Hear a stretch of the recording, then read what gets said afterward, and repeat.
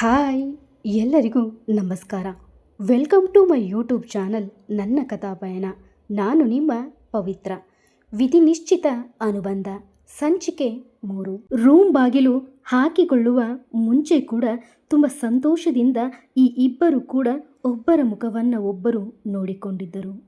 ಮೊದಲು ಒಬ್ಬ ರೂಮ್ ಒಳಗೆ ಬಂದವನು ಕಬೋರ್ಡ್ ಒಳಗೆ ಇದ್ದ ಒಂದು ಫೋಟೋ ನೋಡುತ್ತಾ, ನಾನು ಮಾಡಿದ್ದು ನನಗೆ ತಪ್ಪನ್ನಿಸಲಿಲ್ಲ, ಈ ದಾರಿ ಬಿಟ್ಟರೆ ನನಗೆ ಬೇರೆ ದಾರಿ ಕೂಡ ಕಾಣಲಿಲ್ಲ, ಕ್ಷಮಿಸಿ. ಹಾಗೆ ನೀವಿಬ್ಬರು ಎಲ್ಲಿದ್ದೀರಾ? ನಮ್ಮ ಇನ್ಫ್ಲುಯೆನ್ಸ್ ಎಲ್ಲ ಬೆಳೆಸಿಕೊಂಡು ನಿಮ್ಮ ಬಗ್ಗೆ ಎಷ್ಟು ತಿಳ್ಕೊಳ್ಳೋಕೆ ಪ್ರಯತ್ನ ಪಟ್ಟರೂ ಒಂದು ಸಣ್ಣ ಸುಳಿವು ಕೂಡ ಸಿಗ್ತಿಲ್ಲ. ಅದೆಷ್ಟು ನಿಮ್ಮನ್ನು ಹುಡುಕೋದು ನನಗಂತೂ ತಿಳಿದಿಲ್ಲ. ಆದರೆ ನೀವು ಆದಷ್ಟು ಬೇಗ ನಮಗೆ ಸಿಗಲೇಬೇಕು. ಸಿಕ್ಕು ಈ ಎಲ್ಲ ಸಮಸ್ಯೆಗಳಿಗೂ ಕೂಡ ಉತ್ತರ ಕೊಡಲೇಬೇಕು ಎಂದವನು ಆ ಫೋಟೋ ಮೇಲೆ ಕೈ ಆಡಿಸಿ ಬಾತ್ರೂಮ್ ಸೇರಿದ. ಇನ್ನು ಮತ್ತೊಬ್ಬ ರಾತ್ರಿ ಕಳೆದ ಮಧುರ ಕ್ಷಣಗಳನ್ನು ನೆನೆಯುತ್ತಾ, Shreya, you are a gorgeous baby, really sorry for everything, but ನನಗೆ ಬೇರೆ ಆಪ್ಷನ್ ಇರಲಿಲ್ಲ ಎಂದವನು ಅವಳು ನೈಟ್ ಬೈಟ್ ಮಾಡಿದ ಜಾಗಗಳನ್ನು ನೋಡುತ್ತಾ ನಸುನಕ್ಕು ಸ್ನಾನ ಮುಗಿಸಿಕೊಂಡು ರೆಡಿಯಾಗುತ್ತಾ ನಿಂತುಕೊಂಡ. ಇನ್ನು ಕೆಳಗಡೆ ಇದ್ದ ಅಜ್ಜಿ ತೇಜಸ್ವಿನಿ ಕೋಪದಲ್ಲೇ ಆ ಹುಡುಗಿರು ಕೂಡ ಸರಿ ಇದ್ದಿದ್ರೆ ಚೆನ್ನಾಗಿರ್ತಾ ಇತ್ತು, ಆದರೆ ಎಲ್ಲ ಅವರೇ ಮಾಡಿಕೊಂಡ ಎಡವಟ್ಟು ಎಂದು ನುಡಿದರು. ಹಾಗೆ ಮೊಮ್ಮಕ್ಕಳು ಬರುವ ದಾರಿಯನ್ನೇ ಕಾಯುತ್ತಿದ್ದರು. ಅಷ್ಟರಲ್ಲೇ ಅಜ್ಜಿಯ ಫೋನ್ಗೆ ಒಂದು ಕಾಲ್ ಬಂದಿತ್ತು. ಕಾಲ್ ಪಿಕ್ ಮಾಡಿ, ಹಲೋ ಯಶೋದಾ, ಹೇಳಮ್ಮ ಎಂದರು. ಅತ್ತೆ, ಹೇಗಿದ್ದೀರಾ? ತಿಂಡಿ ಆಯ್ತಾ? ಅವರಿಬ್ಬರು ಹೋದ ಕೆಲಸ ಆಯ್ತಾ? ಅವರು ರಿಟರ್ನ್ ಬಂದಿದ್ದಾರಾ ಎಂದರು. ನನ್ನ ಮೊಮ್ಮಕ್ಕಳು ಹೋದ ಕೆಲಸ ಸಕ್ಸಸ್ ಆಗಿದೆ ಯಶೋದಾ, ಅದರ ಬಗ್ಗೆ ನೀನು ಚಿಂತೆ ಮಾಡಬೇಡ ಎಂದರು. ಸರಿ ಅತ್ತೆ, ನಾವು ಕೂಡ ಹೊರಟಿದ್ದೀವಿ, ಸಂಜೆ ಅಷ್ಟರಲ್ಲಿ ತಲುಪ್ತೀವಿ ಎಂದರು. ಸರಿ, ಹುಷಾರು ಎಂದು ಫೋನ್ ಕಾಲ್ ಕಟ್ ಮಾಡಿದರು. ಅತ್ತೆ ಮತ್ತು ಸೊಸೆ ಇಬ್ಬರ ಮಾತುಗಳನ್ನು ಕೇಳಿಸಿಕೊಂಡ ಯಶೋದಾಳ ಗಂಡ ನಂದನ್ನವರು, ಅತ್ತೆ ಸೊಸೆ ಇಷ್ಟೆಲ್ಲ ಮಾಡುವ ಬದಲು ನೇರವಾಗಿ ಆ ಇಬ್ಬರು ಹುಡುಗಿಯರಿಗೆ ಇರೋ ವಿಷಯ ಹೇಳಿದರೆ ಚೆನ್ನಾಗಿರ್ತಿತ್ತು ಎಂದು ಒಂದು ರೀತಿಯ ಮುಖಭಾವ ಮಾಡಿಕೊಂಡೇ ಹೇಳಿದರು. ಆಗ ಯಶೋದ, ಹೌದಂತೆ, ಇರೋ ವಿಷಯ ಹೇಳಿದ ತಕ್ಷಣ ಅವರಿಬ್ಬರು ಒಪ್ಕೊಳ್ತಿದ್ರು ಅಂದ್ಕೊಳ್ತೀರಾ? ನಾವು ಮಾಡಿದ್ದೇ ಸರಿ, ನಿಮ್ಗೇನು ಗೊತ್ತಾಗಲ್ಲ, ಸುಮ್ಮನಿರಿ ಎಂದು ಒಂದು ರೀತಿ ಕೋಪದಲ್ಲಿ ಮಾತನಾಡಿದರು. ಏನು ಸರಿನೋ ಏನೋ, ಎಲ್ಲ ಮೋಸದಾಟ ಇದು. ಹೆಣ್ಣು ಮಕ್ಕಳ ಮನಸ್ಸಿಗೆ ಅದೆಷ್ಟು ನೋವಾಗಿರುತ್ತೋ ಏನೋ ಎಂದರು. ಇಷ್ಟೊಂದೆಲ್ಲ ಚಿಂತೆ ಮಾಡುವ ಅವಶ್ಯಕತೆ ಇಲ್ಲ, ಅವರಿಬ್ಬರಿಗೂ ಇದರ ಬಗ್ಗೆ ಸಣ್ಣ ಅನುಮಾನ ಕೂಡ ಇಲ್ಲ ಎಂದವರು ಗಂಡನ ಕಡೆ ಒಂದು ರೀತಿ ತೀಕ್ಷ್ಣ ನೋಟ ಬೀರಿದರು. ನಂದನ್ ಸಹ, ನಿಮಗೆ ಹೇಳಿದ್ನಲ್ಲ, ನನಗೆ ಬುದ್ಧಿ ಇಲ್ಲ ಎಂದವರು ಅವರು ಕೂಡ ಸುಮ್ಮನಾದರು. ಇನ್ನು ಈ ಕಡೆ ಅಷ್ಟರಲ್ಲೇ ಆ ಇಬ್ಬರು ಹುಡುಗರು ರೆಡಿಯಾಗಿ ಮೆಟ್ಟಿಲು ಇಳಿದು ಕೆಳಗಡೆ ಬರುತ್ತಿದ್ದರೆ ಅಜ್ಜಿ ಅವರಿಬ್ಬರನ್ನ ನೋಡುತ್ತಾ, ನನ್ನ ಮುದ್ದಿನ ಮೊಮ್ಮಕ್ಕಳು ಎಂದು ದೃಷ್ಟಿ ತೆಗೆದರು. ಇಬ್ಬರು ಒಟ್ಟಿಗೆ ಒಂದು ತಿಂಡಿಗೆ ಕುಳಿತರೆ ಅಜ್ಜಿ ಅವರಿಬ್ಬರಿಗೂ ಕೂಡ ತಿಂಡಿ ಬಡಿಸುತ್ತಾ, ಮತ್ತೆ ಇವತ್ತಿನಿಂದ ಇಬ್ಬರೂ ಕೂಡ ಆಫೀಸ್ ವರ್ಕ್ ಕಡೆ ಗಮನ ಕೊಡಿ, ಹಾಗೆ ಆ ಇಬ್ಬರು ಹುಡುಗಿಯರ ಮೇಲೂ ಕೂಡ ಕಣ್ಣು ಇಟ್ಟಿರೋಕೆ ನಮ್ಮವರಿಗೆ ಎಲ್ಲ ಹೇಳಿದ್ದೀರಾ ಅಲ್ವಾ ಎಂದರು. ಇಬ್ಬರು ಕೂಡ ಒಂದೇ ಸರಿ ಹೌದು ಎಂದು ತಲೆಯಾಡಿಸಿದರು. ನಂತರ ಹೆಚ್ಚು ಮಾತನಾಡದೆ ತಿಂಡಿ ತಿಂದು ಅಜ್ಜಿಗೆ ತಿಳಿಸಿ ಅಲ್ಲಿಂದ ಆಫೀಸ್ ಕಡೆ ಹೊರಟರು. ದಾರಿಯ ಮಧ್ಯೆ ಒಬ್ಬನು, ನಾನೇನೋ ಮಾಡ್ದಿದ್ದಾಗೆ ಜ್ಯೂಸಲ್ಲಿ ಮತ್ತೆ ಮದ್ದು ಬರುವ ಔಷಧಿ ಹಾಕಿದ್ದೆ, ನನ್ನ ಪ್ಲ್ಯಾನ್ ಸಕ್ಸಸ್ ಆಯಿತು, ಅಪ್ಪಿತಪ್ಪಿ ಶ್ರೇಯಾ ಏನಾದರೂ ಡ್ರಿಂಕ್ ಮಾಡಿರಲಿಲ್ಲ ಅಂದರೆ ನೀ ಏನು ಮಾಡ್ತಿದ್ದೆ ಎಂದ. ಅವಳು ಪಕ್ಕ ಡ್ರಿಂಕ್ ಮಾಡ್ತಾ ಇದ್ಲು, ಅವಳ ಬಗ್ಗೆ ನನಗೆ ಗೊತ್ತಿಲ್ವಾ? ಹಾಗೂ ಅವಳು ಡ್ರಿಂಕ್ ಮಾಡಿಲ್ಲ ಅಂದಿದ್ರು ನೀನು ಮಾಡಿರೋ ರೀತಿಯೇ ನಾನು ಕೂಡ ವೇಟರ್ ಮೂಲಕ ಜ್ಯೂಸ್ ಕೊಟ್ಟು ಕಳಿಸ್ತಿದ್ದೆ ಅಷ್ಟೇ ಎಂದು ನಕ್ಕವನು ಡ್ರೈವಿಂಗ್ ಕಡೆ ಗಮನ ಕೊಟ್ಟಿದ್ದ. ನಂತರ ಈ ವಿಷಯದ ಬಗ್ಗೆ ಇಬ್ಬರು ಇನ್ನೇನು ಮಾತನಾಡಲಿಲ್ಲ. ಅಲ್ಲಿಂದ ಇಬ್ಬರು ಕೂಡ ಕೆಲ ಕ್ಷಣಗಳ ನಂತರ ಆಫೀಸ್ ಬಂದು ತಲುಪಿದ್ದರು. ಇನ್ನು ಈ ಕಡೆ ಹಾಸ್ಪಿಟಲಲ್ಲಿ ಶ್ರೇಯಾ ತಮ್ಮ ರಿಷಿ ಜೊತೆ ತುಂಬ ಸಮಯ ಕಳೆದಳು. ಅಭಿ ನಂಬರ್ಗೆ ಇನ್ನೂ ಒಂದು ಸರಿ ಕಾಲ್ ಮಾಡಿದಳು. ಫೋನ್ ಸ್ವಿಚ್ ಆಫ್ ಎಂದೇ ಬರುತ್ತಿತ್ತು.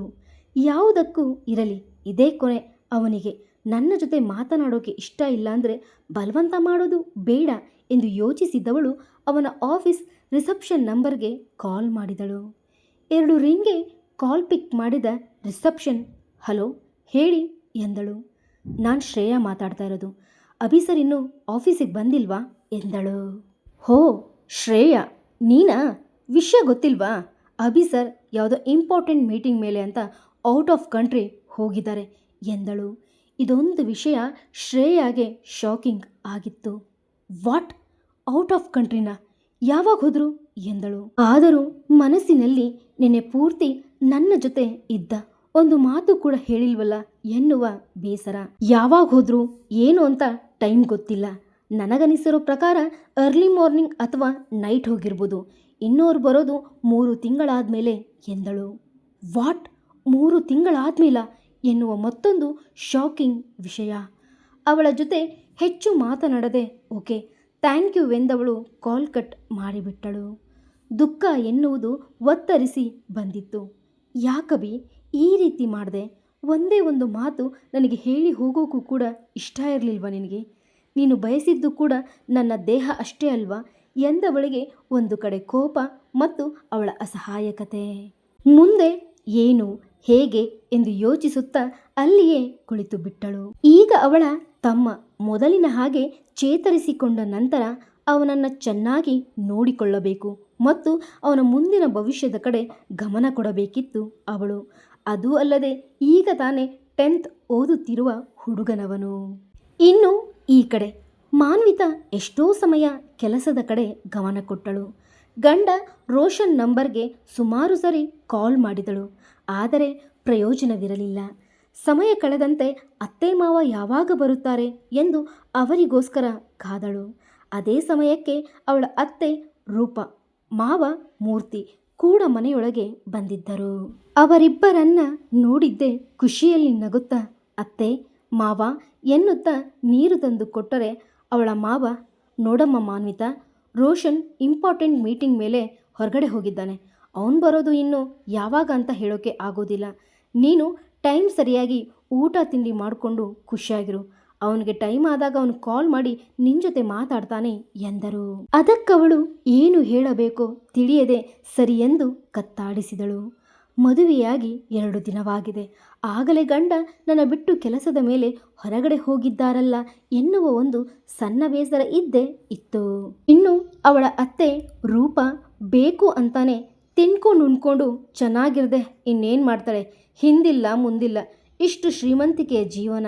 ನನ್ನ ಮಗ ಇವಳನ್ನು ಇಷ್ಟಪಟ್ಟು ಮದುವೆ ಆದ್ನಲ್ಲ, ಅದೇ ಇವಳು ಪುಣ್ಯ ಎಂದು ಕೊಂಕು ಮಾತಾಡಿ ಅವಳನ್ನೇ ನೋಡುತ್ತಾ ತಿಂದು ಉಂಡು ಸುಮ್ಮನೆ ರಾಣಿ ಥರ ಇರೋದಲ್ಲ, ಮನೆಯ ಎಲ್ಲ ಕೆಲಸದ ಕಡೆ ಗಮನ ಕೊಡು ಎಂದವರು ದೊಡ್ಡ ದೊಡ್ಡ ಹೆಜ್ಜೆ ಹಾಕುತ್ತಾ ರೂಮ್ ಒಳಗೆ ಹೊರಟರು. ಮೂರ್ತಿ ಎದ್ದು ನಿಂತು ಮಾನ್ವಿತಾ ತಲೆ ಸವರುತ್ತಾ, ಅವಳು ಸ್ವಲ್ಪ ಹಾಗೇನೆ, ಅವಳ ಬಗ್ಗೆ ಹೆಚ್ಚು ತಲೆ ಕೆಡಿಸ್ಕೋಬೇಡ. ಸ್ವಲ್ಪ ದಿನ ಆದಮೇಲೆ ನೀವಿಬ್ಬರು ಅಡ್ಜಸ್ಟ್ ಆದರೆ ಸರಿ ಹೋಗ್ತೀರಾ ಎಂದವರು ಅವರೂ ಕೂಡ ರೂಮ್ ಸೇರಿಬಿಟ್ಟರು. ನಾನು ನಿಮಗೆ ಇಷ್ಟ ಆಗಿರಲಿಲ್ಲ ಅಂದಿದ್ರೆ ಯಾಕತ್ತೆ ಅವತ್ತು ಮದುವೆಗೆ ಒಪ್ಕೊಂಡ್ರಿ? ನನಗೆ ಗೊತ್ತು ನಿಮ್ಮ ಮಗ ನನ್ನ ಇಷ್ಟಪಟ್ಟಿದ್ದಾನೆ ಅಂತ ನೀವು ಬಲವಂತದಿಂದ ಒಪ್ಕೊಂಡಿದ್ರ. ನೀವು ಮನಸ್ಫೂರ್ತಿಯಾಗಿ ನನ್ನ ಸೊಸೆ ಅಂತ ಒಪ್ಪಿಕೊಳ್ಳೋದು ಇನ್ನು ಎಷ್ಟು ದಿನ ಆದ ಮೇಲೋ ಎಂದವಳು ಜಾರುವ ಕಣ್ಣೀರನ್ನು ಒರೆಸಿಕೊಂಡು ಕೆಲಸದ ಕಡೆ ಗಮನ ಕೊಟ್ಟಿದ್ದಳು. ರಾತ್ರಿಯ ಸಮಯವಾಗುತ್ತಾ ಬಂದಿತ್ತು. ಈ ಇಬ್ಬರು ಆಫೀಸ್ ಕೆಲಸವನ್ನೆಲ್ಲ ಮುಗಿಸಿ ಮನೆಗೆ ಹಿಂತಿರುಗಿ ಬಂದಿದ್ದರು.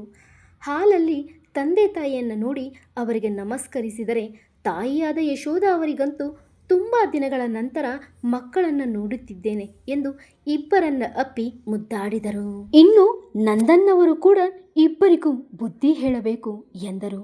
ಆದರೆ ತಾಯಿ ತೇಜಸ್ವಿನಿ ಅಲ್ಲೇ ಇದ್ದ ಕಾರಣ ಹೆಚ್ಚಿಗೆ ಮಾತನಾಡದೆ ಚೆನ್ನಾಗಿದ್ದೀರಾ ಎನ್ನುವ 2 ಮಾತುಗಳನ್ನಾಡಿದರು ಅಷ್ಟೇ. ತಂದೆಯ ಮನಸ್ಥಿತಿ ತಿಳಿದ ಕಾರಣ ಇಬ್ಬರು ಕೂಡ ಅವರ ಭುಜದ ಮೇಲೆ ಕೈ ಹಾಕಿ, ನಾವು ತಪ್ಪು ಮಾಡಿಲ್ಲ ಪಾಪ, ನೀವೇನು ಬಯಸ್ತಿದ್ದೀರಾ ಅದು ಕೂಡ ಮುಂದೆ ಆಗುತ್ತೆ, ನಮಗೆ 1-2ರಿಂದ 3 ತಿಂಗಳು ಟೈಮ್ ಬೇಕಲ್ವಾ ಎಂದು ಇಬ್ಬರು ಕೂಡ ಅವರ ತಂದೆಯನ್ನು ಸಮಾಧಾನಿಸಿದರು. ನಂದನ್ ಕೂಡ ಹೆಚ್ಚಿಗೆ ಮಾತನಾಡದೆ ಸರಿ ಇಬ್ಬರು ಹೋಗಿ ಬೇಗ ಫ್ರೆಶ್ ಅಪ್ ಆಗಿ ಬನ್ನಿ, ಊಟ ಮಾಡೋಣ ಎಂದವರು ಫೋನ್ ತೆಗೆದುಕೊಂಡು ಆಚೆ ಹೊರಟು ಬಿಟ್ಟರು. ಇನ್ನುಳಿದ 4 ಅವರನ್ನೇ ನೋಡುತ್ತಿದ್ದರು. ಆದರೆ ಯಾರೇನೂ ಮಾತನಾಡಲಿಲ್ಲ ಅಷ್ಟೇ. ಇನ್ನು ಆ ದಿನವೂ ಕೂಡ ಹಾಗೇ ಕಳೆದಿತ್ತು ಪ್ರತಿಯೊಬ್ಬರ ಜೀವನದಲ್ಲಿ. ಮಾನ್ವಿತಾ ಮತ್ತು ಶ್ರೇಯ ಅವರ ಜೀವನದ ಬಗ್ಗೆ ಯೋಚಿಸುತ್ತಾ ಅಂದು ನಿದ್ದೆಗೆ ಜಾರಿದ್ದರು. ಕಥೆಯ ಬಗ್ಗೆ ಕನ್ಫ್ಯೂಸ್ ಮಾಡ್ಕೋಬಿಡಿ. ಈ ಇಬ್ಬರು ಯಾರು? ಆ ಹುಡುಗಿಯರ ಜೊತೆ ನೈಟ್ ಕಳೆದವರು ಯಾರು? ಇವರ ಬದುಕಲ್ಲಿ ಏನಾಗಿತ್ತು? ಹೀರೋಗಳಾದರೂ ಯಾರು ಅನ್ನೋ ಪ್ರಶ್ನೆ ನಿಮಗೆಲ್ಲ ಇದ್ದೇ ಇದೆ ಅನ್ನೋದು ನನಗೊತ್ತು. ಆದರೆ ಇನ್ನೊಂದು 3-4 ಎಪಿಸೋಡಲ್ಲಿ ಎಲ್ಲವೂ ಕೂಡ ಕ್ಲಿಯರ್ ಮಾಡ್ತೀನಿ. ಸದ್ಯ ಹೀರೋಗಳು ಮಾತ್ರ ಇವರಿಬ್ಬರೇ. ಆದರೆ ಇವರಿಬ್ಬರು ಯಾರು, ಇವರ ಹೆಸರೇನು ಅಂತ ಮುಂದೆ ತಿಳಿಸ್ತೀನಿ. ಕತೆ ಬಗ್ಗೆ ಅಭಿಪ್ರಾಯ ತಿಳಿಸೋದು ಮರಿಬೇಡಿ. ಹಾಗೆ ಎಲ್ಲರಿಗೂ ಕೂಡ ಧನ್ಯವಾದಗಳು. ಇಂತಿ ನಿಮ್ಮ ಪವಿತ್ರ.